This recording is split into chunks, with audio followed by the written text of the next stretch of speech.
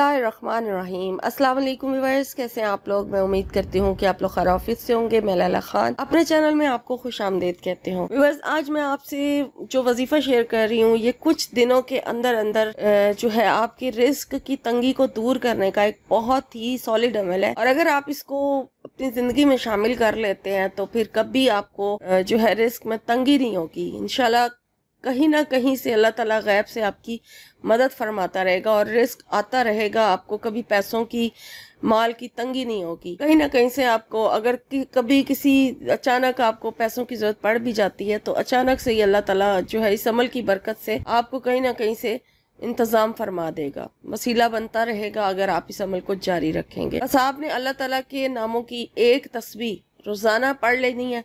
चाहे आप इसको हर नमाज के साथ पढ़ें, चाहे आप इस यानी कि हर नमाज के बाद एक तस्बीह पढ़ लें। जितना ज्यादा अल्लाह का जिक्र करेंगे उतना ज्यादा फायदा भी आपको ही होगा। तो आपकी मर्जी है, चाहे एक तस्बीह 24 घंटे में पढ़ लें, तो चाहे आप हर नमाज के यानी पांचों नमाजों के साथ भी पढ़ लें, चाहे आप इसे सुबह शाम पढ़ लें। जिस तरह से भी आपने पढ़ना है, आपने अल्लाह ताला के ये 4 नाम है जिनको मिला के एक दाने पे पढ़ना है और पूरी तस्बीह इस तरह से आपने मुकम्मल कर लेनी है।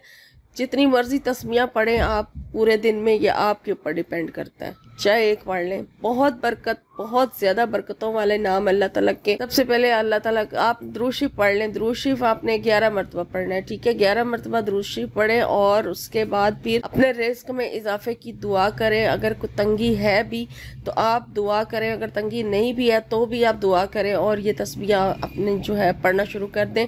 आपने अल्लाह ताला के ये 4 नाम, या फत्ताहू, या वहाबू, या रज़्ज़ाकू, या बासितू, इस तरह से मिला के पढ़ लेने हैं। और फिर इन नामों को पढ़ के, इनकी पूरी तस्बीह पढ़ने के बाद अपने रिस्क में इजाफे की दुआ कीजिए।